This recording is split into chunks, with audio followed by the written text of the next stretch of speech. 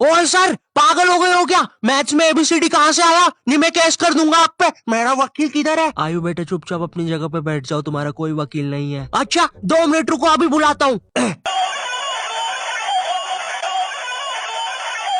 कर दिया मैंने मैसेज, आ रहा है। तुम नहीं, तुम मुझे कभी नहीं पकड़ सकते।